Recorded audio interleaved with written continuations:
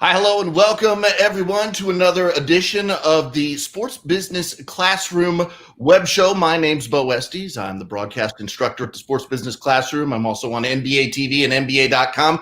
We got a health and fitness edition of the web show this week. Good panel, Ken Berger, who's the founder of Hoop Science IO. And, well, I told Ken earlier, he didn't want to listen to me. He's the guy who broke the story. The lockout has ended. Alex McKechnie, the Toronto Raptors, and he's the head of sports science for the world champion. That's got to be a nice feeling, Alex.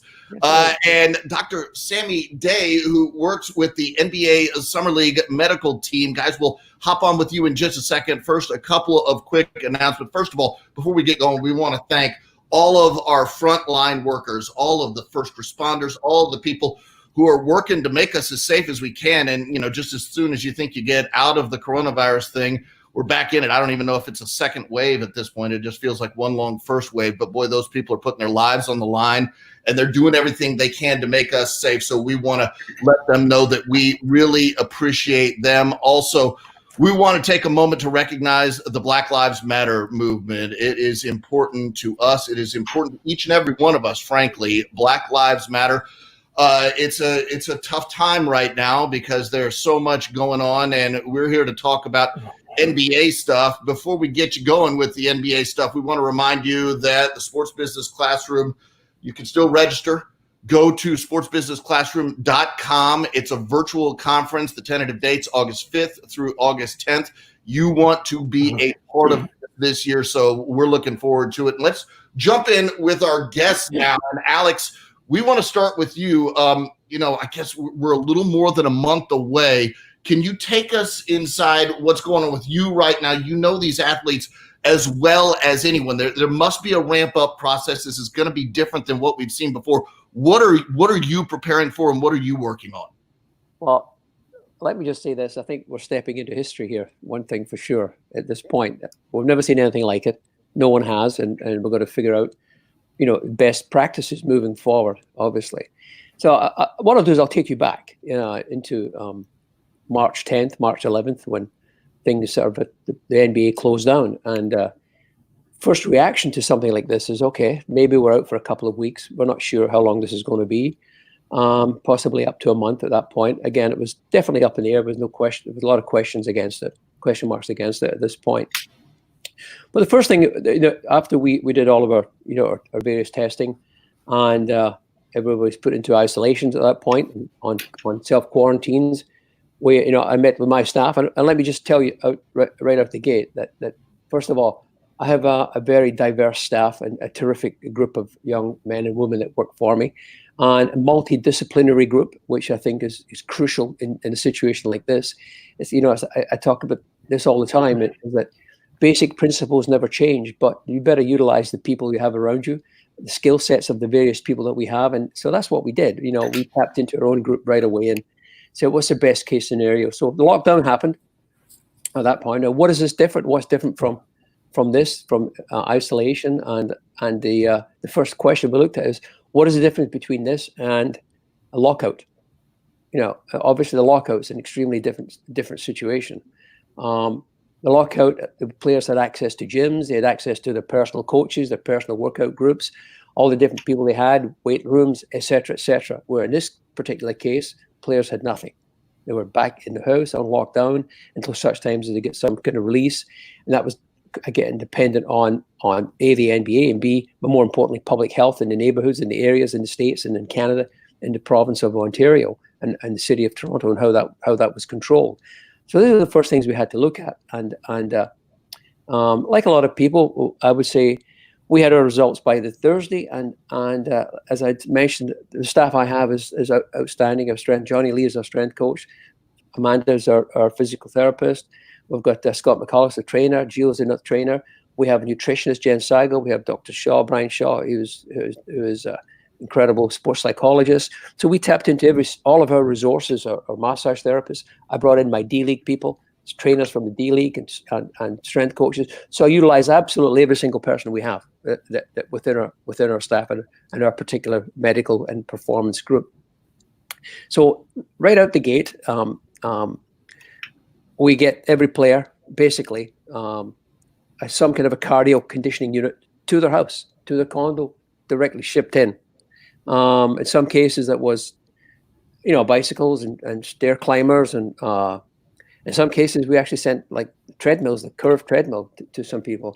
So that, along with the weight stacks and along with a package of stretching gear and all the various different odds and sods that we use, reflex balls, release ball, all these different various tools that are out there. Some of like the Corex systems, the stuff that we use extensively. So we got that shipped into our players. So from that point on, we start building programs out from there. And so that's where we started, right? So from that, we were looking at what are the things that we need to consider here. Obviously, initially, it was just to go to keep guys going. We're not sure how long this is going to last. Maintain some cardio conditioning, maintain flexibility, and try to maintain a bit of strength. Of course. Now, the longer this is going on, there's the realization there's a lot more to this than just keeping guys moving over this little period. And the biggest challenge that I saw and faced is that we're looking at, as we all know, that players, for example, lots of players are, we know that the difference between the lockout and the difference between the situation that we're in now was primarily there's no dynamic loading. So that was the biggest challenge that we face, is that people were working in the room, but there was nothing dynamic. There was no acceleration loads. There was no deceleration. So these were huge areas that we had to take into consideration moving forward. Now, you got to understand too that so within my group, we look at the various conditions that existing players had. For example, pre-existing conditions. The one thing people say, well, everybody's healthy now. Everybody's healthy. Everybody's fit, recovered from injuries. But the fact is, the certain conditions actually don't respond well to rest. In fact, some of these conditions respond well to load, and in some cases don't respond to overload. So it's really about finding that being the art, having the science and the art, and somewhere in the middle, having that art where you can identify that. I call this interesting thing. It was pointed to me one time. It was about a good friend of mine, Chip Schaefer. It's about understanding the science and the art, and you got to be a bit of a Jackson Pollock. You can't paint within the lines. You got to be outside the lines, but inside the framework. Sure. And therein lies the real art to a lot of it. So, like I say, there's certain pre-existing conditions that really don't do well with extensive rest. Well, Ken, Alex talked about all of these conditions and the complex equation that we're looking at this point. It's a lot of science that's going into restart. Sure. Tell us, if you can, about some of the measurables on and off the court that we're looking at as we head towards the end of July. Well, again, like I say, we're looking at having these assessments with players and knowing that on the way in, and knowing that we have to measure certain. There's certain things I can disclose, some things I'm not going to disclose, right? But we have to measure certain now. Well, it's difficult. First of all, it's difficult to measure the conditioning, obviously, at this point. Now, so fast forward now to today. So we're coming into where we are today. So everything's released. We're coming into 2 weeks before we're going into the bubble. How do we deal with this? Knowing full well that every one of our players is going to be at completely different levels of fitness. knowing that some people have done a certain amount of work, some people have done different types of work. We know that we've addressed issues with injuries. We know that we've addressed cardio conditioning. We've used all sorts of different techniques. We've used yoga. We've used a million different things to try to sustain and maintain. However, we know that everybody's at different levels of fitness at this point. So this is our job now over the next 2 weeks, is to try to assess that and make sure that we sort of pull everything in line and try to bring things into a little bit of how can I put it, a status quo and more of a norm for players to work within. So coming into we're in actually Naples, and we want to, when the teams are called back to the market cities, of course our market city is Toronto in Canada. Well, you're coming into 2 weeks of quarantine if you come into Canada.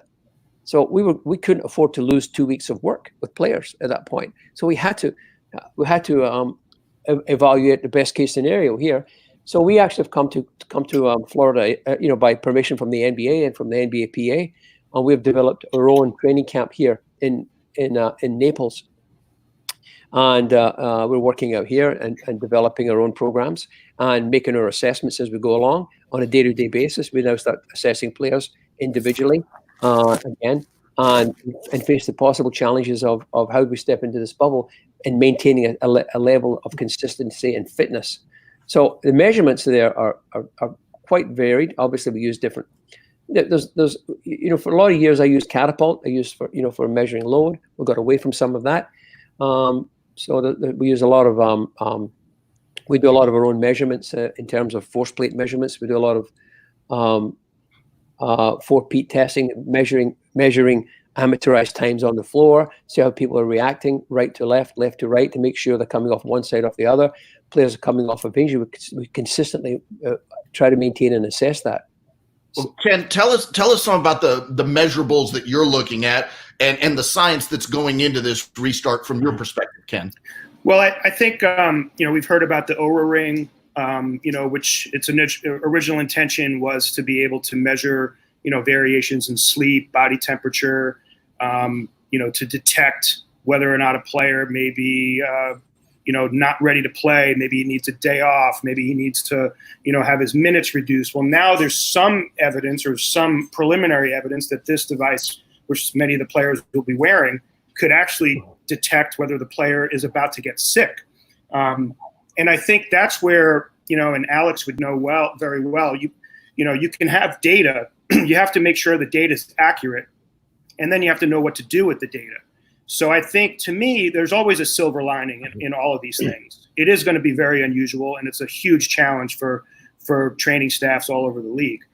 But I think there's also a tremendous opportunity here to gather a tremendous amount of data, whether it's force production, force absorption, deceleration, body temperature, sleep, how the players are recovering. And the great thing about it, which I know many of the players are not going to love the fact that they're isolated for 2+ months on an island by themselves, but that gives the scientists and the training staffs tremendous access to them and the ability to do what you can't do in a normal circumstance, which is control their environment. So now you don't have to worry about, you're going to know where everybody is, what they're doing pretty much 24 hours a day. You don't have to look at J.R. Smith's sleep monitor and ask him why was he riding a hoverboard around campus at 3 o'clock in the morning. You're gonna know where he is. So I think there's a huge opportunity there to have the players sequestered, have the ultimate access to them, and to be able to control the environment, because I think you're going to get better data. And then this whole experiment, which it really is an experiment, is going to yield a lot of data that can be used going forward. I think that's an interesting point about it being an experiment, because the other leagues that we see playing, they're not playing in sort of the bubble environment that we're talking about. Dr. Daye, I'm just fascinated. Yesterday, we all saw the news, the most positive tests, I guess, in America that we've had. From a medical perspective, what's your take on the latest rate of positive tests? And can you give the people watching any idea what you've heard on a vaccine? What's the latest on that? Sure. Well, as you indicated, we've all heard the news. In the last couple of weeks, the nation is spiking significantly. California, Florida, Texas, in the past, just yesterday, all had roughly 6,000 or 7,000 positive cases each on testing. The hospitalization number is at a maximum in most states that it's been throughout this entire pandemic. There's in the past week, there's been about 30 states that have all reached their maximum daily positive cases. So it's hugely concerning, and the concern is that we obviously need to have an intervention to decrease this exponential trajectory of disease. Otherwise, as we've seen, this is going to not end well. It's already not ending well. So specifically, this is a respiratory, as we all know, it's a respiratory virus. So how one catches it, obviously, is when you're in someone else's breathing space or someone is coughing on you. It's been shown that the actual viral load, the millions or billions of virus in your breathing or coughing is proportional to how significant a hit you take and whether you catch the disease or whether you catch a very bad case of this virus, and how you do. There's talk about, if you touch this surface or that surface that someone's, had touched who was positive, that's a concern. But most significantly, in my opinion, it's the breathing and it's the close proximity. So having said that, the obvious only strategy we have is a mask.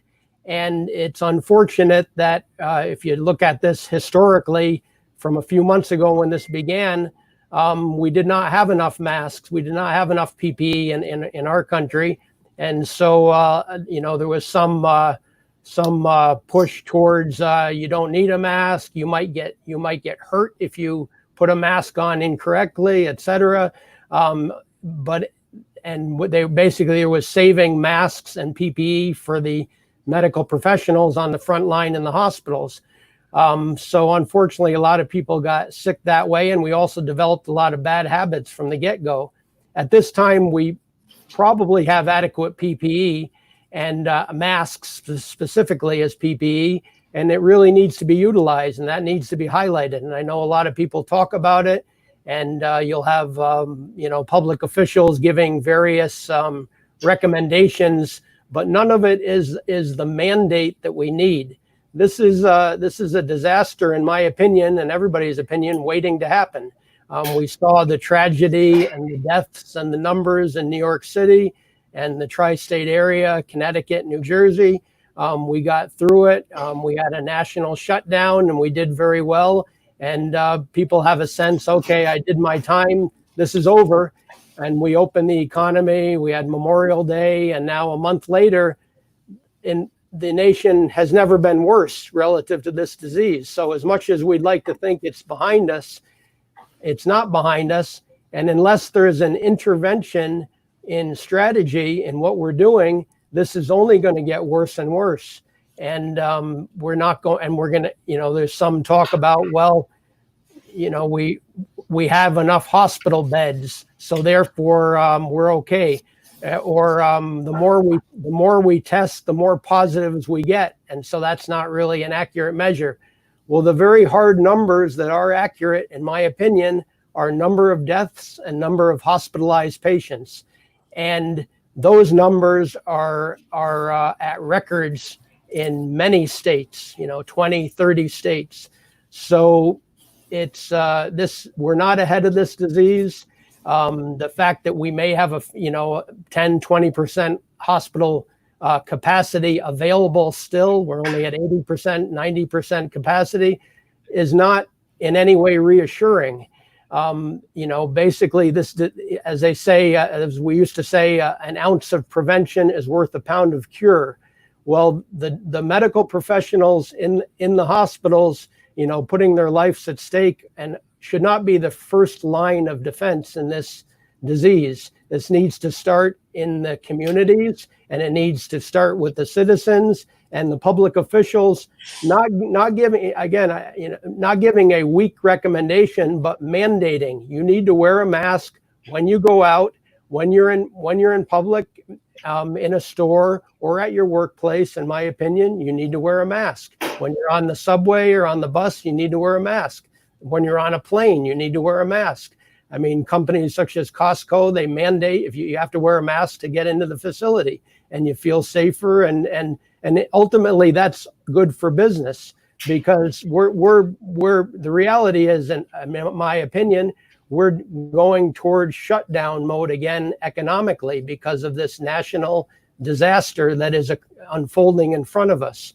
And it doesn't seem, there's a lot of voices of reason, but I think unless there's a national mandate or public officials absolutely mandating, and then all workplaces, schools, etc., mandating wearing a mask, that's the single most important thing you can do, then that's the only way we're going to get out of this. They even had studies where, they had hairdressers cutting hair, and they were positive with COVID. They cut 100 people's hair, but the hairdressers and the people that got their hair cut had masks on. Nobody got the disease. Wow. So there's a lot of smoke and mirrors, but the reality is we do not want to breathe somebody else's air in. We do not want to get this horrible disease. And the treatment should not be in the hospital. That should be the point of last resort. It should be, on the street wearing a mask. I mean, unfortunately, there's other countries. There's, the continent in Europe, Asia. There's a lot of people that started before us, and they're now essentially over this. We're not over this. We're going up exponentially, and they made the hard decisions. Whether that's something that their government can do a little stronger and force people to do simple measures, maybe that's the case, but. This is not a political issue. This is a medical issue. It's a health issue, and I'm very concerned, as for the trajectory we're going in. We have another holiday coming up, July 4th, and we're all going to be, without any specific restrictions and mask wearing. Everybody's going to be at the beach again and having a good time and breathing in each other's airspace and coughing. And this is just not ending well. We need a specific intervention nationally. Alex, I think the message is pretty clear. Ken and Dr. Daye, I think it's pretty clear we need to be wearing masks. As we head to training camp, Alex, I guess normally you worry about soft tissue injuries and stuff like that in a training camp scenario. Is it any different this time? Do you have any other particular things you're keeping your eyes on as we ramp up in this month and start training again? Absolutely. As I said earlier, the really biggest concern we have is the lack of dynamic loading in the joints and the musculoskeletal system, which you get during a normal practice day or regular season practices. You obviously don't have that. And even now, they're still on one-on-one workouts. There's no scrimmaging at this point, so it's still a very controlled environment. So we have to be very aware of that moving. So our biggest concern is muscle tearing. Like we look at hamstring, we look at the Achilles and all these different areas. So we're paying particular attention to those areas, and we start to ramp up that process. The interesting thing here is that the most important thing that we work with is the coaches here. So and we bring the coaches into our group meetings and try to so we create. The players just get a ball in their hands, they want to get going.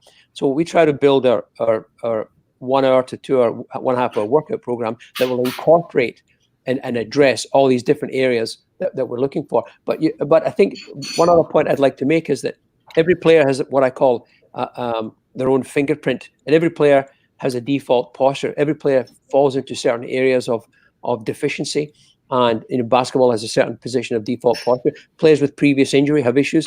But we have to look at all those areas and know the chances of that flaring up are always going to be there. The fact that they have been inactive for such a long period of time will lead to possible changes in the dynamic loading. So those are real issues we have to look at. Ken, one thing I'm curious about, I guess we've talked about this being an experiment, this bubble situation down at Disney. if there's a positive, there could be something to be learned from the data and the numbers about future performance, recovery, and training models, because this is something different. Is there something you see in that? Is there some positive that we can gain, something to be learned? I think there definitely will be. Those are exactly the kind of stories that we're going to tell at my new website, hoopscience.io, dealing with what I call the 4 pillars: training, nutrition, recovery, and technology. And to use Alex's Jackson Pollock analogy from before, think of each of those as a bucket of paint. And someone like Alex in his position is the artist, finding the right combination. Those are the inputs for an NBA player, those 4 pillars. The output is the performance on the court. And the idea is to try to figure out how to combine all of these areas, utilize the data that you have as best you can, so you can create the best possible outcome and output on the court for the player.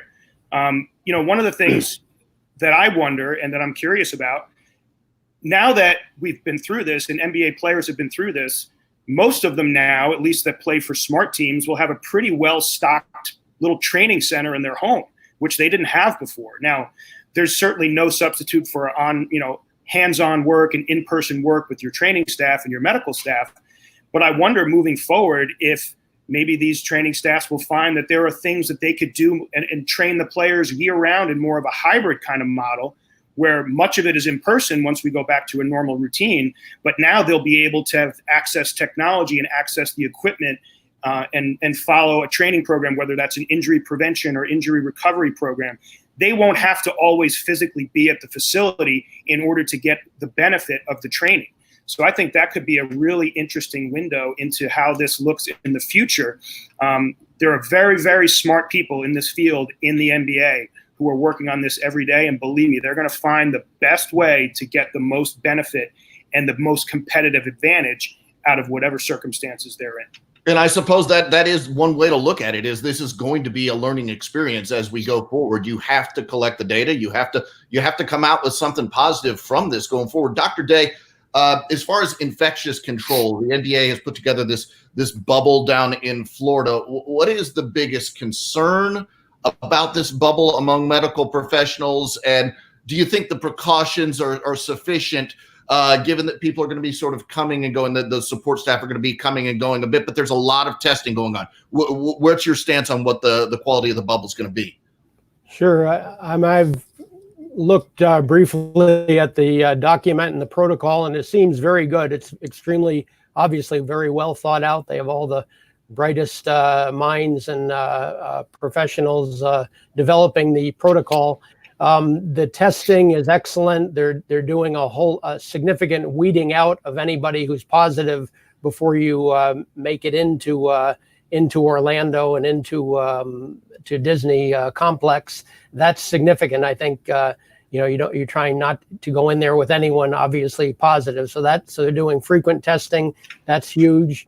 And then when they're in the bubble, they have they're very strict with use of face masks. Any players that obviously on the court is different, but anywhere else, when you're within 6 feet of anybody, you're required to wear a mask. And they're using a lot of new devices, as Ken had mentioned, the ring, et cetera. And those are all great innovative ideas that will be helpful. They're doing testing also in Orlando while the people are there, and they're not allowing showering immediately after a game in a communal locker room. You have to go back to your hotel and shower. They're being very careful with the food preparation, et cetera. So I think the NBA has done absolutely everything they can to make this an airtight, safe process. The concern that I have is that, when this was planned, nobody anticipated that Florida would become a kind of a hot spot. And so the Disney side of the equation and the workers on the Disney side of the equation, they're also being, quote, screened. They're getting their temperature scanned and questions, et cetera. But I think that could be a potential source of, violating the bubble. But, But it seems screening is very good. Obviously, it's difficult to test absolutely everybody, but that could be an issue. Also, after the first round of the playoffs, families or players are allowed to bring in, I think, 17 hotel rooms filled with guests. But they'll be tested as well. So that's a good provision. So I think basically it's a very good system, and they've done everything they can. I guess the wild card is, what will the nation and Florida look like at that point when games begin? In addition, you had asked me previously about the state of vaccines, and there are several promising phase 3 drug trials for vaccines, and 3 different groups are working on that are in phase 3. And, probably in the spring, there will be a vaccine available. And obviously that will be a game changer for this virus. But until then, we have to do everything we can to stay safe. Yeah, I guess that's the hope for everybody, right? Is that there's a vaccine somewhere out there on the horizon. Alex, I want to touch on something that you and Ken have talked about a bit. There's been some workout equipment that's been dispersed to the individual players. I guess under a normal circumstance, how long does it take you from when you get your players first into camp and then have them ready to play in an actual game versus now? And is there a different ramp up for a veteran versus a young player, or is it just very much an individual basis? No, you have, like I said before, that every player has their own fingerprint. So you have to identify that. Pre-existing conditions, age factors, all of these things have to be taken into consideration. We're getting back in swing, it's a very positive thing, coming back into the swing of things. Players have been rested, so some of the nicks and bumps and bruises have healed. But getting back to what I was saying, is how you address the pre-existing conditions and how you can control the load from that. I'll use the word load management. Obviously, that's a buzzword. But the fact is, load management doesn't mean rest. It means managing the load and having that feel for how you come and go with that. That's really important. And what's extremely important here is recovery, and how are we dealing with rest, and how are we dealing with sleep, how are we dealing with nutrition, how are we dealing with supplements. All of these things we take into consideration.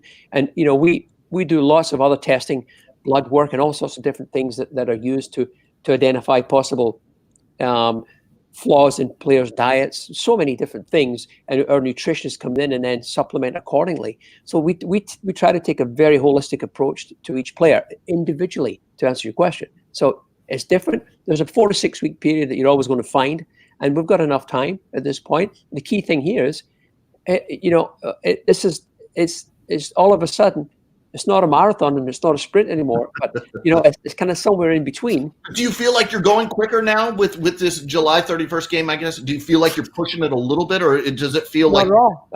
I think it's actually, we're very comfortable. We know where our players are at, just from a personal standpoint.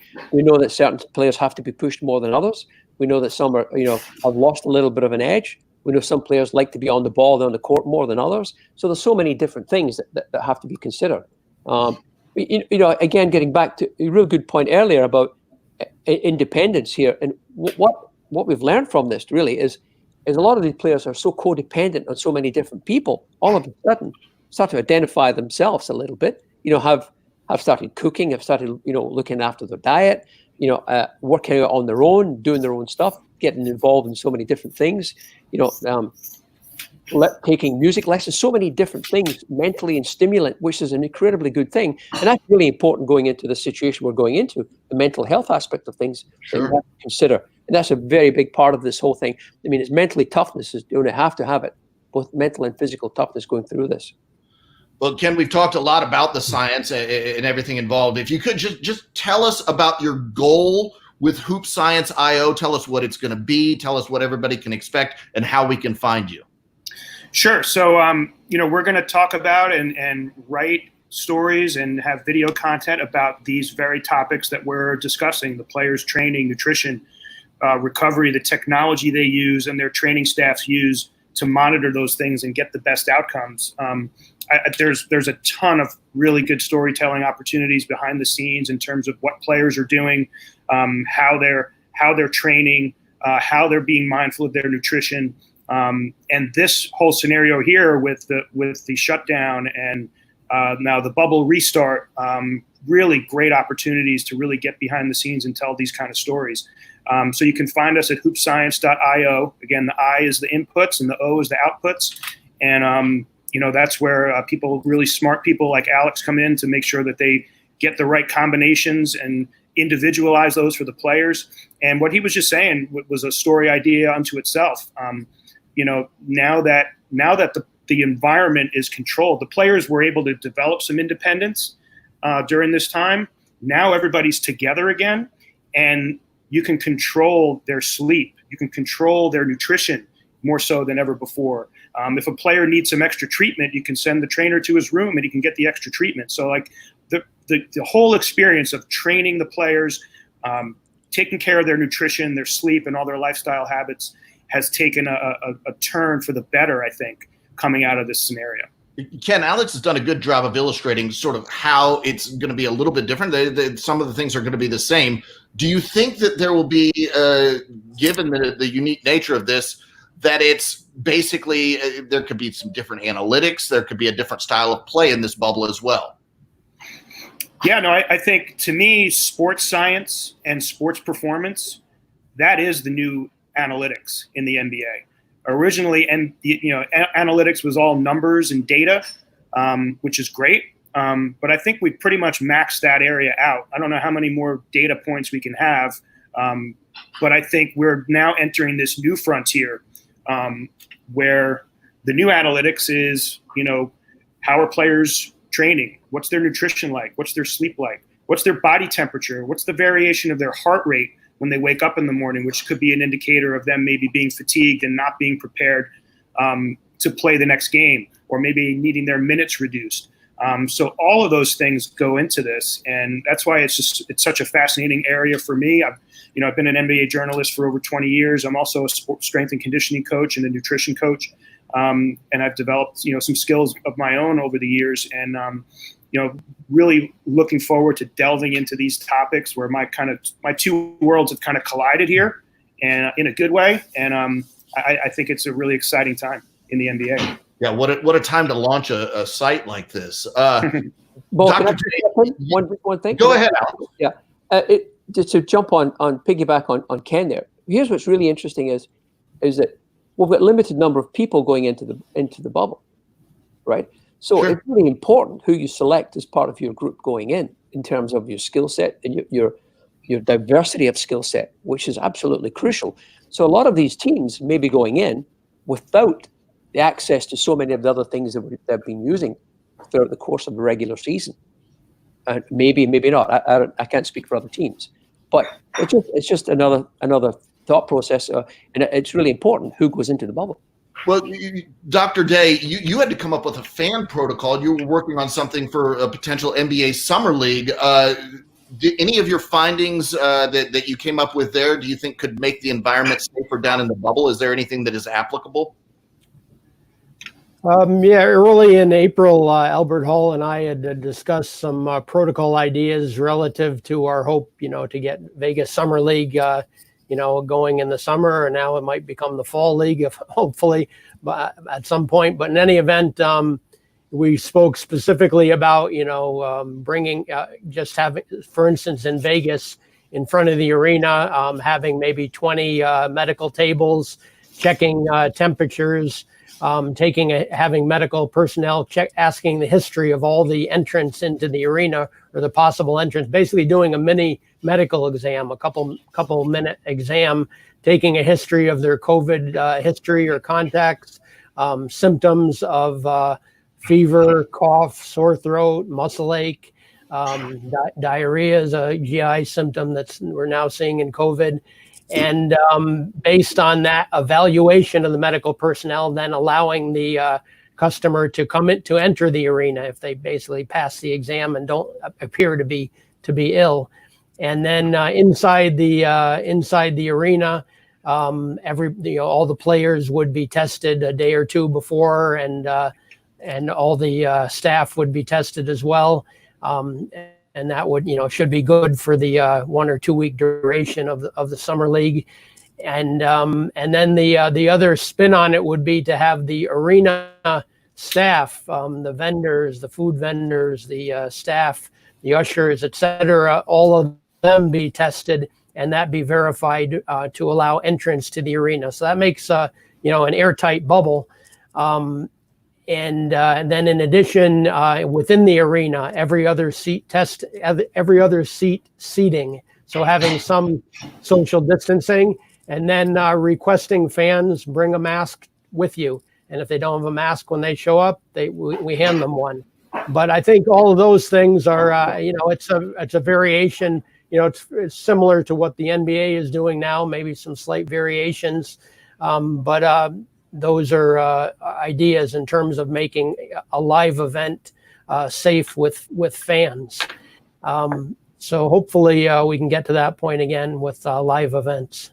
Guys, I want to go around to each of you and touch on something that I've been thinking about. And obviously, I'm not a scientist. I'm a TV host. But is it possible that all the group of people that end up in the bubble, and Alex, we'll start with you, you may be safer in that bubble than you would be outside? All the 500 or so people that are outside and spread out around the country and world. Is it safer potentially in the bubble in your mind, Alex? I think absolutely, yeah. I think that's the whole principle of having it. Having the bubble. That's why they have one and not two. It's one, right? Sure. Yeah. So can you agree? You think it's safer in the bubble than if a player was just living in their house outside the bubble, and maybe not even playing, but just living their life? Well, just take for example what we've done here. When we came into Naples, and prior to getting on the plane, every one of us went through 2 negative tests before we even stepped on the plane. Sure. So our whole group coming here, Yeah. Ken, your thoughts on that? Do you feel like it's safer in the bubble than perhaps living at home if you're a player or a support staff or anything? No, for sure. Because again, it's as controlled an environment as you could imagine, as is humanly possible. So they're minimizing the contact with the outside world, and presumably everyone who's inside that bubble has had a negative test. And so, yeah, I mean, certainly, especially in Florida, as badly as things have turned down there. If I was going to go to Florida, the only place I'd want to be would be the bubble. Wow. Dr. Daye, I assume you feel the same way, or am I wrong? No, I agree 100%. Absolutely. My only other concern relative to a potential scenario in the bubble in Florida would be that, I think they've done absolutely everything they can to essentially create a sterile environment of the people in the bubble. The concern is if somebody turns positive, say a player turns positive, so obviously he has a very significant contact group, his team, the team that he played, similar to what we faced when the NBA shut down in March. And so I'm not sure. And then they do have a plan where that player who tests positive will then go to what they call isolation housing and be quarantined basically for a good 2 weeks plus, based on and to get out they have to test negative twice again. But my concern, a potential problem if that rare event occurs that someone turns positive, then what becomes of their teammates and the team that they just played, and how does that affect the subsequent schedule? In my mind, they're probably going to have to take a couple days off at a minimum, test everybody, and then proceed. But I don't think you can, have someone test positive Monday morning and Monday night, everybody go out and play as if nothing happened. Sure. So that's a possible wrinkle. Obviously, you can't figure everything out. This is a bad virus. The people are doing the best that they can, and they've come up with a very good system, and we're looking forward to it, and looking forward to some hoops. Well, last thing I want to ask you guys, and I agree, I'm looking forward to some hoops myself. There's a lot of young people that are just breaking into their careers, that are coming out of college, whatever it is. And Alex, we'll start with you. Say it's a young athlete or somebody who wants to get into your field, and the world's sort of paused right now. Tell a student or somebody like that what they should be doing with their time, how they should be maximizing this moment in a way that'll benefit them when we get a vaccine and the world sort of goes back to normal. I think I'll use my own staff again as a perfect example, because we're all developing and all learning. We used a whole series of educational webinars during the whole downtime we had once every week, and we picked a subject that was absolutely apropos to the downtime and to the lockout or the hiatus. Stuff like deconditioning. How does it affect you moving forward? How can we stop the deconditioning effect of this rest period? How can we retard it? How can we look for what's called the hamstring vaccine, meaning the exercise protocol to control hamstring issues? We looked at so many different things. So from a young student, you got it. You still have to just expand your horizons constantly.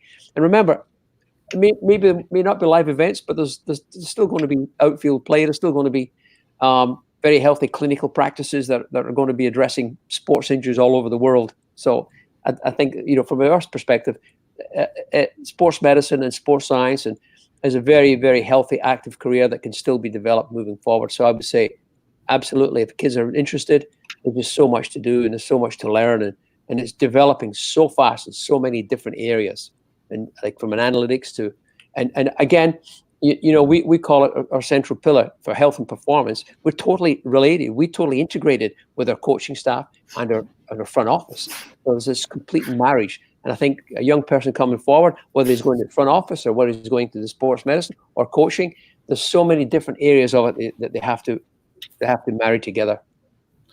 Ken, you've had a long, successful career in media. And tell me, if you're a young person wanting to break in to covering sports, and look, there's no sports to cover right now. What are you doing? What are you doing to put yourself ahead? Yeah, people ask me that a lot. And I'm asked sometimes to speak to young college kids that are looking to get into journalism, and I tell them the way I got into journalism doesn't exist anymore. I'm a dinosaur, so you have to be ready to pivot. You have to be nimble and develop skills that you can't just be a writer. You have to be able to be on TV or radio as well. You have to have multiple ways and multiple platforms that you can communicate on. So, I mean, the number one thing to me, whether you're an aspiring journalist or an aspiring strength and conditioning coach or a basketball coach or sports scientist in this environment, be prepared to pivot. Be prepared for Murphy's Law to happen. And everything that you put into, all this work that you put into something, now you can't do it that way anymore. You have to figure out another way to do it. So you have to be nimble. You have to be flexible. And you have to be willing to make mistakes as well. Dr. Daye, I assume you need a lot of good people in medicine right now, but it's tough. As far as a young person, it's got to be concerning to get into that because, like you said earlier, you guys are putting your lives on the line. What advice do you have for young people that are developing in the medical profession? Well, it's a very rewarding profession, way of life. It's a lifestyle, and you get a lot of good, by doing good work, and you create great relationships with your patients by getting patients come to you and with various ailments or problems, and you get them better, and that's extremely fulfilling. So I highly recommend young people going into the medical profession. There's a lot of flexibility in terms of work and life, style and geographic location, and we definitely the kids are our future, and we definitely need good people taking care of all of us. All right, gentlemen. Thanks so much, Alex. Good luck in pursuit of back-to-back down in Orlando. I know it's going to be fun. Ken, good luck with the website. Tell us one more time where we can find you. Hoopscience.io. So we're launching soon. We're starting to develop some content. There'll be a podcast as well. And of course, we'll be on, Twitter, Instagram, Facebook, all the social media channels. So appreciate you having me, and love being part of this discussion. Alex, Ken, thank you so much. And Dr. Daye, first of all, thank you so much for what you're doing. And thanks for adding your expertise to this show. Thank you all very much. It's been a pleasure. Thank you. Okay, take care, guys. Thanks so much. And as a reminder here on the Hall Pass network of shows, you got to check out everything we're doing. Live every Monday, it's Pickup Game with Seth Greenberg. Then on Tuesday, Basketball Jones. You know Mark Jones. He's got wonderful guests there. And then for content like you just saw, experts around the business, It's the Sports Business Classroom web show with yours truly here. And once again, thanks to our guests and thanks to all of you for watching.